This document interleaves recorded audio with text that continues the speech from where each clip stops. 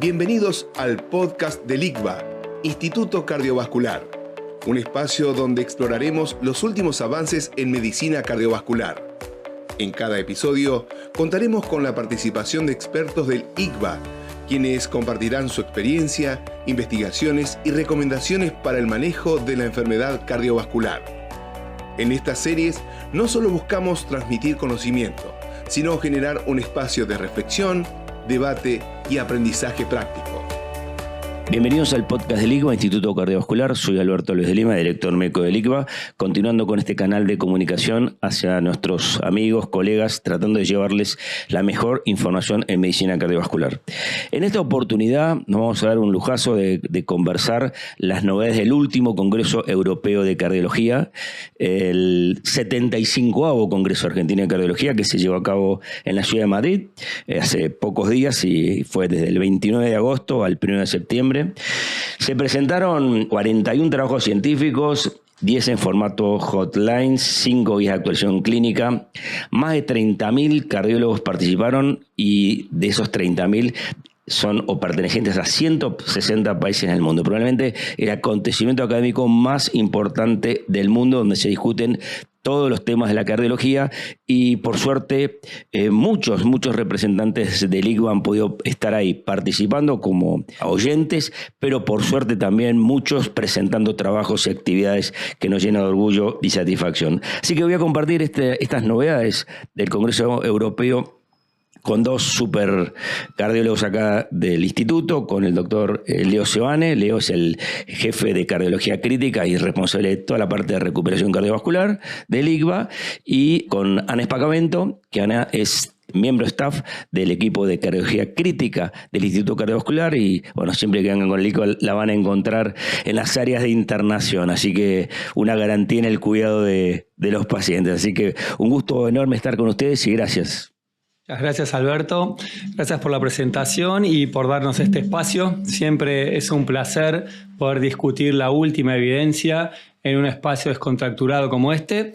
Y te diría que participar del Congreso Europeo de Cardiología siempre nos llena de placer porque es el congreso más grande del mundo en medicina, no solo de cardiología. El que máximo, tiene más de 30.000 cardiólogos, realmente es tremendo evento y con muy buen nivel científico. Queríamos empezar hablando de las guías. Dentro de lo que se actualizó fueron 5 guías. Por un lado, las de valvulopatías, la de miocarditis que se hizo en conjunto con pericarditis, la de enfermedad cardiovascular en el embarazo, salud mental y enfermedad cardiovascular, y finalmente una actualización de dislipemias. Respecto de valvulopatías, como para ir arrancando, creo que algo de lo más importante es el énfasis que se hizo en el equipo multidisciplinario, en el Heart Team como eje de la atención valvular y definir estos pacientes tan complejos que solemos encontrarnos día a día.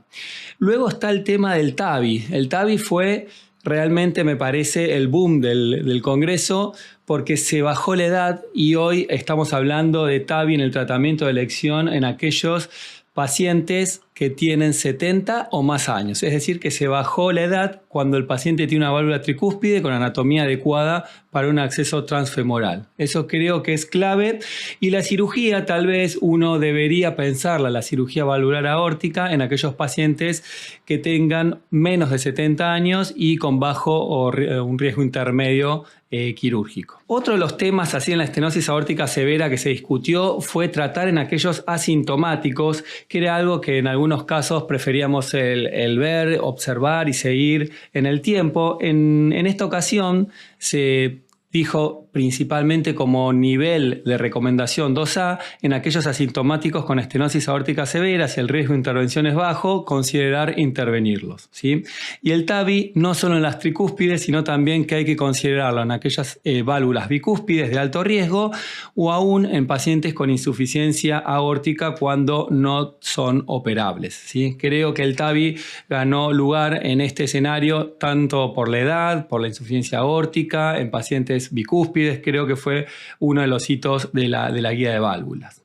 Y luego en insuficiencia mitral las novedades fueron menos, pero el mitral clip, también haciendo énfasis en todo lo que es el tratamiento percutáneo, subió en nivel de recomendación 2A en aquellos pacientes con insuficiencia mitral primaria y alto riesgo quirúrgico, siempre que la anatomía sea, digamos, adecuada. Y se habló también de cirugía precoz en pacientes con insuficiencia mitral severa, asintomática, pero que tuviera 3 criterios de riesgo como la FA, la hipertensión pulmonar o una aurícula izquierda muy dilatada. ¿Alguna novedad en cuanto a alguna técnica de reparación quirúrgica o por ahora fue más sobre lo que es cardiopatía estructural intervencionista? Bien, respecto a técnica, no se habló de una técnica puntual, pero sí en insuficiencia aórtica se recomendó tratar de hacer siempre la reparación, la plástica de la válvula, siempre y cuando el centro tenga alta experiencia en la misma, ¿sí? Creo que es importante, ¿no?, destacar este punto porque el ICVA en su esencia tiene como menú o un plato principal, ¿no?, de la organización, tiene que ver con la reparación tanto de la válvula aórtica como también de la válvula mitral. Bien, y eso no solo nos permite conservar la válvula, sino son pacientes que probablemente no necesiten anticoagulación de por vida. Para ir terminando con esta guía, creo que se habló también del tratamiento antitrombótico, en el cual ya no se debe realizar la doble antiagregación de rutina en el paciente post-TAVI. Respecto a aquellos pacientes que van a estar anticoagulados con antagonistas de la vitamina K, el RIN tiene que ser individualizado según cada paciente, cada prótesis y la localización de la prótesis. Y los DOACs, aquellos, digamos, anticoagulantes directos que eventualmente no se utilizaban, pueden ser utilizados en válvulas protésicas biológicas, que antes era un tema que era bastante controversial. Como eso es una novedad, ¿no? Sí. Obviamente que las mecánicas no, están contraindicadas, pero las biológicas con clase de recomendación 2B podrían evaluarse para iniciar DOAC. Bueno, les cuento de las guías de miocarditis y pericarditis. Las guías se presentaron el sábado, las estuvimos esperando mucho tiempo porque las últimas eran de 2015. Y lo que plantean como principal cosa es que introducen el concepto de un síndrome inflamatorio miocardio-pericardio. Incluyen este síndrome como una evaluación inicial de nuestros pacientes y a partir de ahí plantearnos, bueno, en relación a las miocarditis, los plantean en 2 grandes grupos, definiéndolo por el riesgo del paciente. Únicamente realizar biopsia endomiocárdica en los pacientes que tienen un alto riesgo y en los que no, el rol fundamental de las imágenes, principalmente de la resonancia magnética cardíaca. Y en relación a las pericarditis, bueno, lo que plantea es realizar una evaluación del paciente, evaluar su fenotipo y a partir de ahí hacer un tratamiento antiinflamatorio dirigido hacia los mismos. ¿Alguna característica de ese tratamiento antiinflamatorio dirigido?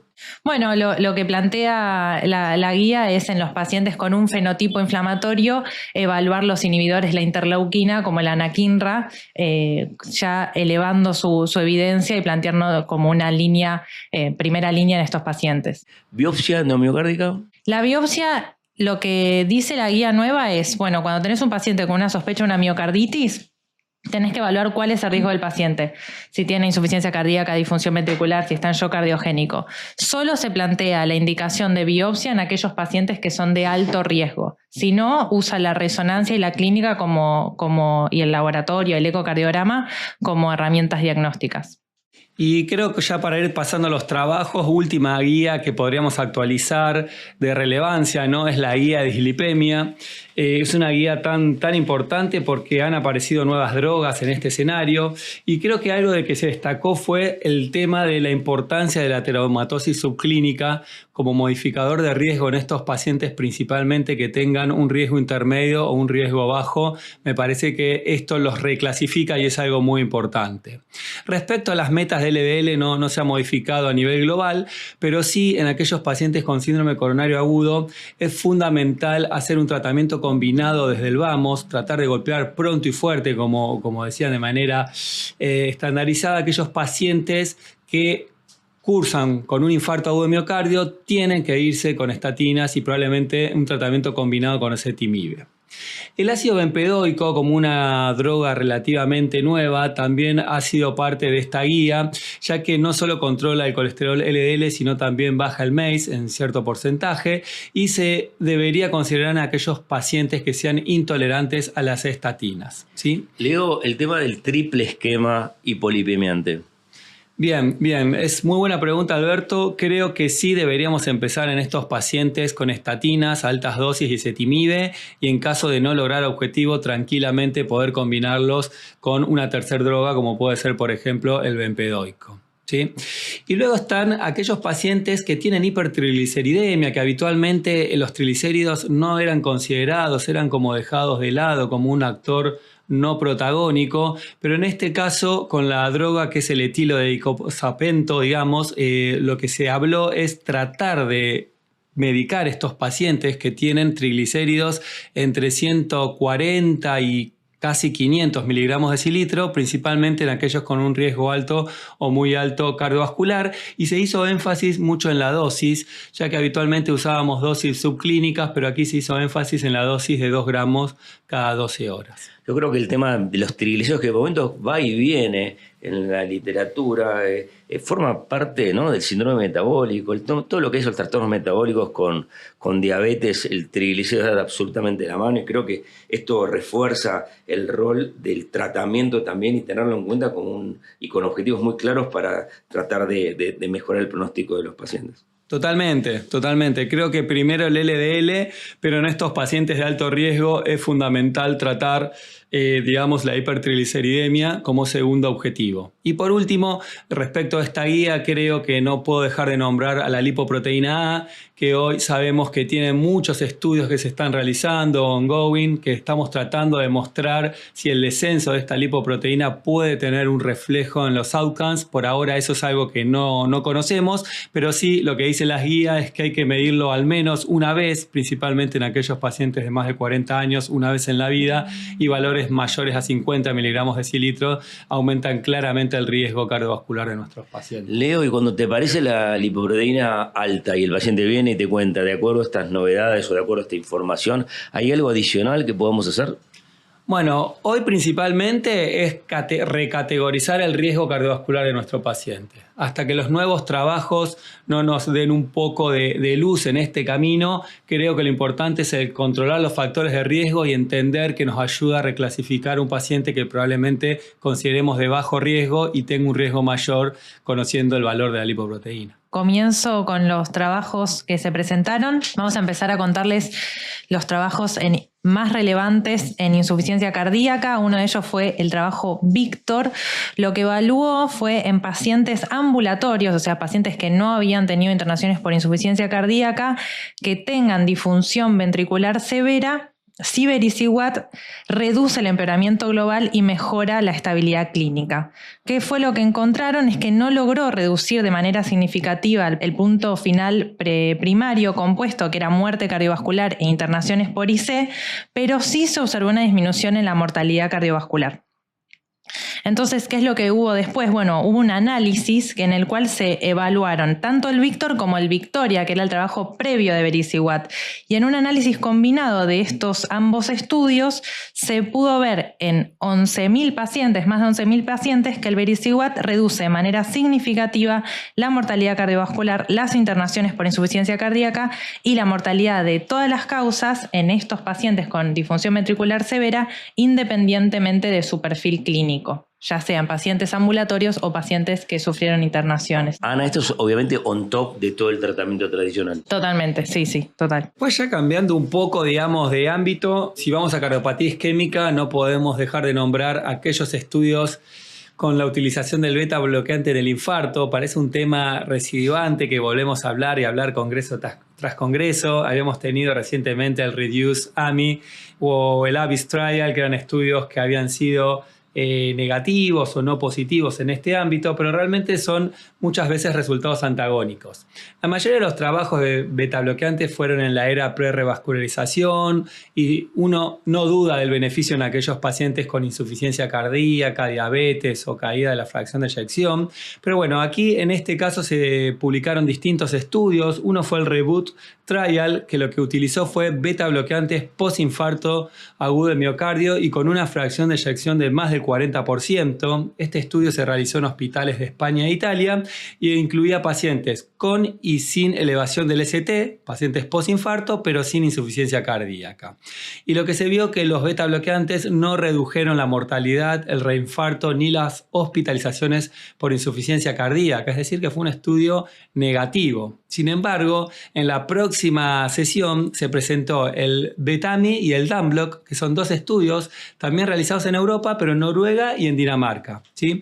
Y acá lo que se quiso demostrar era si la discontinuación de los betabloqueantes post-infarto de miocardio en pacientes sin insuficiencia cardíaca, que eran a los 7 y a los 14 días post-infarto, se asociaban a algún evento clínico. Y lo que se vio es que el evento primario se redujo, en este caso a favor del betabloqueante, es decir, principalmente a expensas de una disminución de la incidencia de nuevos infartos. ¿Y entonces qué hacemos? Como para no ser poco, se hizo un metaanálisis.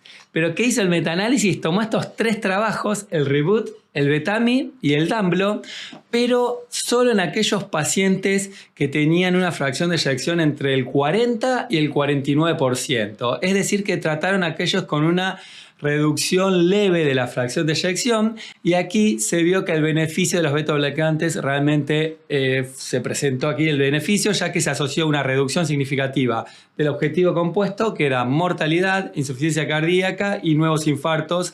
Pero bueno, creo que a nivel de conclusión tenemos que entender que cuanto más baja es la fracción de eyección, mayor es el beneficio del betabloqueante postinfarto. Por eso creo que este metaanálisis, al tomar aquellos con la menor fracción de eyección entre 40 y 49, creo que es donde tuvieron máximo beneficio el uso de betabloqueantes. Es importante, porque esto tomó mucha repercusión en los medios. No sé si fue el más importante del Congreso, pero seguramente tuvo mucha... concretamente tuvo mucha repercusión en los medios, y vienen los pacientes muchos a preguntarnos qué hago con el betabloqueante. Entonces quedamos que el subgrupo de pacientes es postinfarto, primero. Segundo, que eventualmente hay discusión aquellos que tengan fracción de eyección arriba del 50%, ¿no? Que podríamos decir que ahí se podrían discontinuar.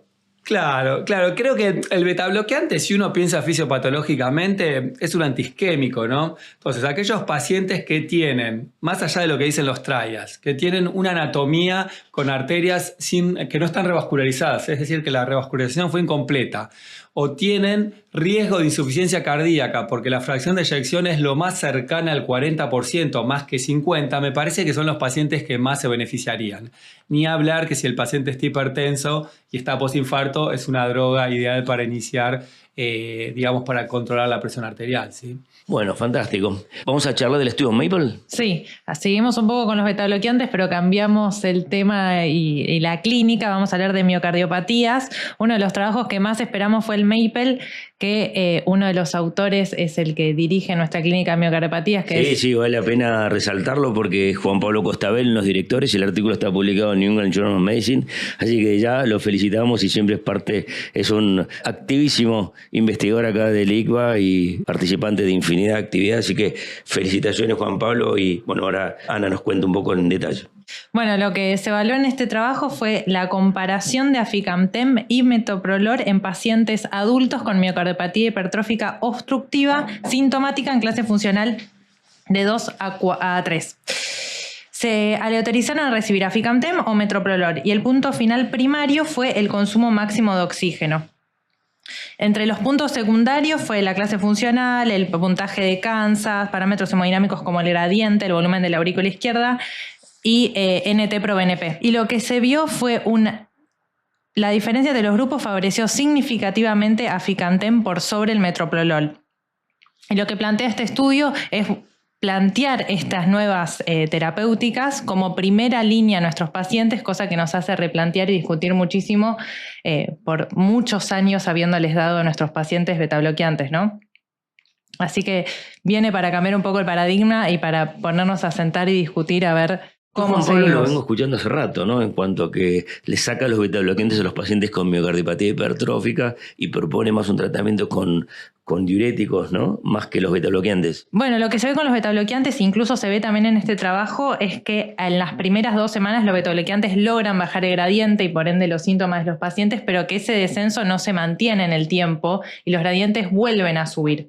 Y todos los parámetros hemodinámicos que evalúa el trabajo, como el volumen de la aurícula izquierda o el gradiente respectivamente, también ven que los betabloqueantes son perjudiciales. Así que por eso es que nos tenemos que plantear como grupo, bueno, a ver cómo vamos a seguir con estos pacientes. ¿Y el rol de los diuréticos en este caso?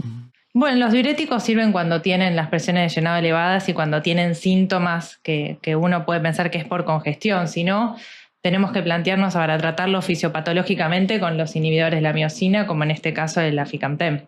Y como otro trabajo dentro del grupo de miocardiopatía fue el Odyssey, que en este caso lo que evaluó fue el mavacamten, también un inhibidor de la miosina, pero en pacientes con miocardiopatía hipertrófica no obstructiva.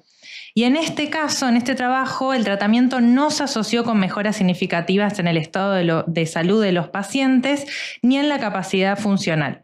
Así que no se vieron los mismos beneficios en los pacientes con miocardiopatía no obstructiva. Bueno, ya para ir cambiando escenario y continuar con algunos poquitos trials que queríamos resaltarles, saltamos a arritmias. En arritmias hubo novedades también. Uno de los estudios, creo que el podcast trial es uno interesante. Lo que trató de hacer es evaluar si elevar el potasio en sangre de los pacientes que son portadores de desfibrilador se asocia a mejores eventos.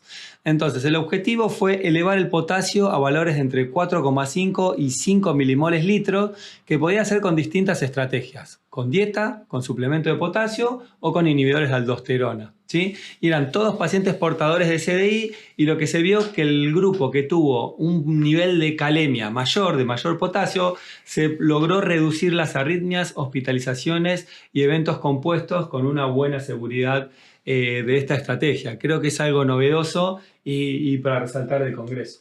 También siguiendo con el tema de arritmias, este es un poco más clínico, es el estudio Alone AF. Este estudio se hizo en Corea del Sur, es en pacientes con fibrilación auricular no valvular que se realizaron su primera ablación de fibrilación auricular, que no tuvieron ningún episodio de arritmia en los últimos 12 meses y se randomizaron en pacientes con indicación de anticoagulación, con un CHAS-DAC mayor a 1 en hombres y mayor a 2 en mujeres, a recibir anticoagulación directa o suspender la anticoagulación. ¿Y qué fue lo que se observó? Es que los pacientes que suspendieron la anticoagulación tuvieron un menor riesgo de accidente cerebrovascular, embolismo sistémico o sangrado mayor en pacientes en los cuales continuaron la terapia con anticoagulación. Y por último, ahora sí, el último estudio que vamos a hablar de prevención puntualmente de hipertensión arterial, y queríamos nombrarlo porque es una droga novedosa, ¿sí? El Baxdrostat, que se evaluó en un estudio que es el BATS-HTN. Esta droga, para los que no la conocen, es un inhibidor selectivo de la aldosterona sintetasa.